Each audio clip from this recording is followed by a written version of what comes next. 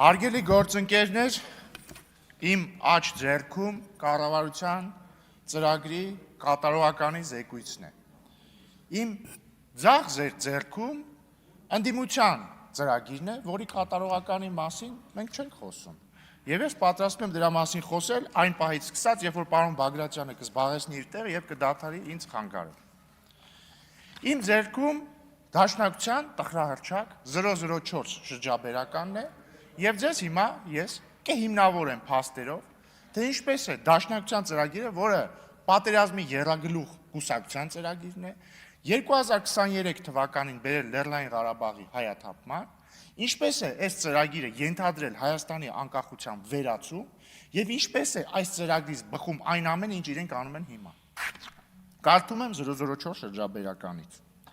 Անհրաժեշտ է կենտրոնացնել ազգային ողջ ներուժը, որպեսզի Արցախը չդառնա այն գինը, որի հաշվին Ադրբեջանը կարող է ինտեգրվել Ռուսաստանի նախաձեռնելիք հավանական նոր միությանը։ Այդ նպատակով անհրաժեշտ է Արցախում, Հայաստանում եւ Սփյուռքում սկսել նոր պայքար։ Կհիշեք այն հայրենիքի փրկության պայքար, չգիտեմ, սրբազան շարժում, ինչ ասես դες վեհ անուններով պայքարները, սրա մասն էր։ Նկատի ունենալ նաեւ որ Ռուսաստանը կարող է Արցախն իր ենթակայությանը ուղղակիորեն ենթարկելու սցենար մշակել եւ գործադրել այն։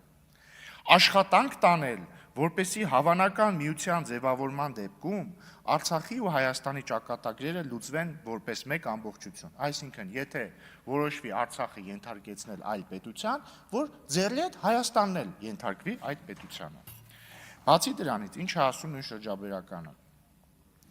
Ժամանակակից աշխարհում տեղի ունեցած անկախ պետությունների համարկման գործընթացները ազգային շահի դիտանկյունից երբեմն նաև ենթադրում են անկախության աստիճանի որոշ նվազում։ Այսինքն ասում են դե նորմալ է, այս դարում մոդա է, որ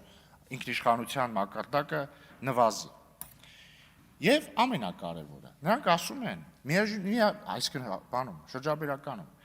միաժամանակ ակնհայտ է, որ որևէ արմատական խնդիր չի կարող լուծվել, մինչև չփոխվի Արցախի իշխանությունը։ Արցախի քաղաքականությունը չվերադարձվի ազգային ուղեգից, չվերականգնվի Արցախի գործոնը։ Սա հատված է 2022 թվականին ընդունված շրջաբերականից։ Եվ տեսնենք այս ծրագիրը, այսինքն մարդիկ հստակ ասել են իրենց ծրագիրը որն է։ Ղարաբաղում փոխել իշխանությունը, այնպես անել, որպեսզի եթե երաշխավորը որոշի Ղարաբաղը ուղիղ ենթարկեցնել իրեն, նաև Հայաստանը ուղիղ ենթարկեցնի իրեն, որովհետև ժամանակակից աշխարհում ինքնիշխանությունը չափազանց մեծ ճոխություն է մեր նման ժողովրդի համար։ Եվ տեսնենք իրենք ինչպես իրագործեցին իրենց ծրագիրը։ Ինչպես նշվում է, առաջին քայլը Ղարաբաղում իշխանությունը փոխելն էր։ Եվ նրանք դա արեցին։ 2023 թվականի որ ամիսն էր, օգոստոսի վերջն էր, նրանք ստիպեցին, որպեսզի Արայիկ Հարությունյանը հրաժարական տա, նրանք իրենց թիմակիցները Ղարաբաղում Հայեղափոխական դաշնակցությունը, Քոչարյանական ուժերը, Սերժ Սարգսյանական ուժերը, այստեղ զուգահեռ հանրահավաքների քաջալերման ներքո, ես այսօրվա պես հիշում եմ, Սերժ Սարգսյանը, Ռոբերտ Քոչարյանը կանգնած էին մեզ համար Ազատության հրապարակում, իրենց համար Թատերական հրապարակում, ասում են շատ ուրախ ենք, որ Ղարաբաղում իշխանություն փոխվեց, հուսով ենք նույնը կլինի նաև Հայաստանում։ Եվ ինչ եղավ դրանից հետո, արդյոք Ղարաբաղը ենթարկեցվեց երաշխավորին եւ Հայաստանն էլ հետը, ոչ։ Դրանից 10 օր հետո իրենց դրածոն այնտեղ ստորագրեց Լեռնային Ղարաբաղի լուծարման փաստաթուղթը։ Սա է տեղի ունեցել, սա է բխել ընդդիմության ծրագրից։ Ընդդիմությունը ծրագրում էր մի բան, ստացել ենք Ղարաբաղի հայաթափում, լիակատար։ Բայց նրանք այնքան զուրկ են ինքնարեֆլեքսիայի հնարավորությունից, որ իրանք չեն փոխել իրենց ծրագրերը։ Հիմա իրանք ուզում են նույնը անել Հայաստանում։ Նրանք ուզում են Հայաստանում փոխել իշխանությունը եւ Հայաստանը լուծարել, որովհետեւ ինչպես կրկին ես պետքա ցիտեմ, ասում է 004 շրջաբերականում ժամանակակից աշխարհում տեղի ունեցած անկախ պետությունների համարկման գործընթացները ազգային շահի դիտանկյունից երբեմն նաև ենթադրում են անկախության աստիճանի որոշ նվազում։ Ես չգիտեմ ով ասա գրել, բայց մենք քաղաքականապես կտրելու ենք այս գրողի ձեռքը, որ ինքը sense հիմար մտքեր էլ չկարողանա գրել։ Իսկ ո՞նց ենք կտրելու։ Մենք պիտի թույլ չտանք, որպեսզի պատերազմի եռագլուխ կուսակցությունը, եւ պարոն Մինասյանին շնորհակալ եմ, այստեղ մարդը անկեղծ, իրական ես պետքա խոստովանեմ եւ ես ընդհանրապես չեմ երեսպաշտություն չեմ անում, անկեղծ եմ ասում։ Արծվիկ Մինասյանը իմ սիրած դաշնակցականն է բոլոր ժամանակների։ Որովհետև մարդը ազնիվ է, մարդը ստեղից եկավ, ասեց Ժողովուրդ ջան, մենք բոլորս իրար հետ ենք։ Սամվել Կարապետյանն էլ, Քոչարյանն էլ, Սերժ Սարգսյանն էլ։ Մարդը ազնիվ է, որովհետև ինքը ուրիշ ոնց որում միակ ազնիվ մարդն է, որովհետև ինքը չի կարող ասել իրար հետ չենք, որտեղ ինքը Սերժ Սարգսյանի նախագահության օրոք նախարար աշխատել։ Այդ նույն ընթացքում Սամվել Կարապետյանի հարազատ եղբայրը ստեղ նստած էր որպես ՀՀԿ խմբակցության падգամավոր, դրանից առաջ էլ Սերժ Սարգսյանի աշխատակազմի ղեկավար, Քոչարյանի խմբակցության անդամ է, էլ ինչ խնդիր կա ասենք։ Հիմա ես ուզում եմ անդրադառնալ նրան, թե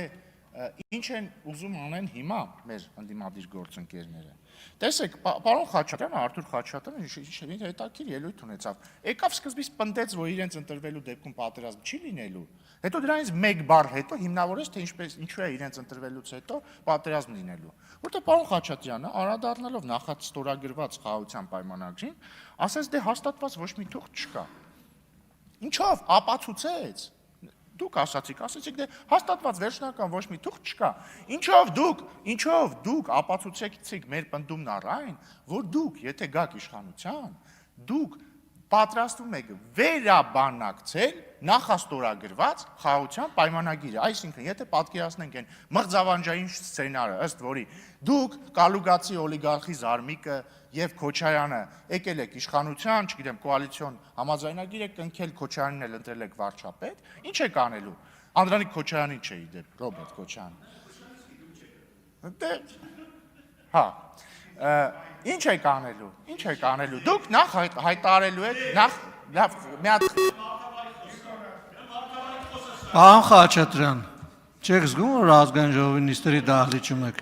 Դուք եք խանգարում զեկուցողին, ուրեմն դուք եք խանգարում եւ ձեզ նախազգուշացում եւ խնդրում եմ այլևս չընդհատել զեկուցողին։ Պարոն Քոչարյան, խնդրում եմ չարձագանքել։ Շնորհակալություն։ Հա, այդ մղձավանջային, այդ դժոխային սցենարում ի՞նչ է տեղի ունենալու։ Դուք, պարոն Խաչատրյան, հստակ մատնեցիք ինչ է տեղի ունենալու։ Դուք գալու եք, ասելու եք, դե քանի որ խաղաղության պայմանագիրը նախաստորագրված է, ստորագրված չի, մենք այդ տեքստը չենք ընդունում, Իշխան Սաղաթելյանն էլ ձեր դաշնակցության ժամանակին ասում էր դա հայանպաստ չի, Արմեն Ռուստամյանն էր ասում, ոչ մի հայանպաստ բան չկա։ Ասելու եք մենք վերաբանակցելու ենք։ Այլ կերպ ասած, դուք չեղարկելու եք Վաշինգտոնյան խաղաղության հռչակագիրը, որտեղ այդ հռչակագրի կոնտեքստը ինչից էր։ Հիշեցնեմ էլի, Վաշինգտոնում ստորագրվել է խաղաղության հռչակագիր, նախաստորագրվել է խաղաղության պայմանագիր եւ նաեւ հռչակագրի շրջանակներում ամրագրվել են մի շարք պայմանավորվածություններ, որ Հայաստանն ու Ադրբեջանը աներկբայորեն ճանաչում են, վերահաստատում են ճանաչումը միմյանց տարածքային ամբողջականության Ալմատայի հռչակագրի հիման վրա, բ սկզբունքներն են ֆիքսում ապա շրջափակման տարածաշրջանային ենթակառուցվածքների, մեզ հայտնի շատ հայանպաստ սկզբունքների ներքո, հայ-ամերիկյան էլ թրիպ նախագիծ է լինելու։ Դուք գալու եք իշխանության, ասելու եք այս ճարտարապետությունը եւ հիշեցնեմ, այս վերջին 8 ամիսը նկատած կլինեք, սահմանին ոչ մի կրակոց չկա։ Այդ ուղղակի այդպես չի, էլի, այդպես է, որովհետեւ Վաշինգտոնում մենք խաղաղության հռչակագիր ենք ստորագրել։ Դուք գալու եք, ասելու եք, այս խաղաղության ճարտարապետությունը ազգային չի, ազգանպաստ չի, ազգանվեր չի, քոչարյանական չի, ուժեղ չի, իրական չի, ազնիվ չի, պարկեշտ չի։ Եվ ասելու եք, վերջ մենք հրաժարվում ենք այս խաղաղությունից, որովհետեւ ձեր դա ասելը ավտոմատ ստացվում է հրաժարվել խաղաղությունից։ Ինչ է տեղի ունենալու դրանից հետո։ Լավագույն դեպքում վերադարձ նախա Վաշինգտոնյան իրականությանը, երբ որ տարեկան տասնյակ զինվորներ էին սպանվում սահմանին, իդեպ ձեր խաղաղության տարիներին 94 թվականից մինչև 2018 թվական գիտեք քանի զինվոր է սպանվել։ 490։ Ձեր քոչարյանական եւ սերժական խաղաղ տարիներին կամ Տեր-Պետրոսյանական։ Հա, ու պատերազմա լինելու, Ժորժ ջան, սա շանտաժ չի հասկանում եք, սա պարզ պատճառահետևանքային կապ է, հիմա կա խաղաղության ճարտարապետություն։ Այդ ճարտարապետության շնորհիվ 2 տարուց ավել է մեր սահմանին եղել է 0 զոհ։ Եթե դուք հրաժարվելու եք այդ ճարտարապետությունից, իսկ դուք ասում եք, որ հրաժարվելու եք այդ ճարտարապետությունից, լավագույն դեպքում չի լինելու խաղաղություն, վատագույն դեպքում լինելու է պատերազմ։ Եվ մեր ժողովուրդը պետքա կատարի այդ ընտրությունը, պետքա կատարի ընտրություն, պատերազմի եռագլուխ, բայց պարոն Մինասյանն էլ է ճիշտ ասում, բազմագլուխ, որտեղ այնտեղ մանր-մունր դեմքեր կան, տենց պատերազմի տենչացողներ։ Եվ խաղաղության կուսակցության միջև։ Եվ օգտվելով առիթից, որ դուք ինձ ընդհատեցիք եւ հետեւաբար ես մի քիչ ավել ժամանակ կունենամ, ուզում եմ երկու բառեր խոսեմ ընտրակաշառքի մասին, էլի։ Մեկ րոպե, Ժորժ, պարոն դուք Ռուբինը։ մեծագույն ամենամեծ ընդդիմադիր խմբակցությունն եք այս պահին։ Հիմա ուժերից մեկը, որը մասնակցում է ընտրություններին, բռնվել է մի քանի անգամ, հասկանում եք, մի քանի անգամ բռնվել է ընտրակաշառք բաժանելու վրա, ասելիք չունեք։ Ես գիտեք ինչից եմ, բայց կարող չպատասխանել, պարզ որ ասելիք չունեք, ասենք ձեր գործընկեր Արամ Վարդևանյանը իրենց երկրորդ համարն է, Քոչարյանի փաստաբանը Կալուգացի օլիգարխի փաստաբանն է։ Ընդհանրապես ինձ թվում է պարոն Վարդևանյանը որոշել է բան անել, անցնել Ալ Պաչինոյի համբավը որպես սատանայի փաստաբան։ Բայց վերադառնալով ընտրակաշառքներին, էլի, ախր ես միշտ մտածել եմ, որ 2018-ի Թավշյա հեղափոխությունը պետքա դաս լինի ձեր բոլոր նախկինների համար, որ կաշառք տալը լավ բան չի, կաշառք վերցնելը լավ բան չի, որ ժողովրդին չի կարելի վերաբերվել որպես շուն շանգյալ։ Բայց լավ, ինչքան է ձեր մեջ նստած դուք թմրամոլ եք, դուք ընտրակաշառամոլ եք։ Ձեզ պետքա բուժել քաղաքականապես եւ հունիսի 7-ին մենք ձեզ կբուժենք։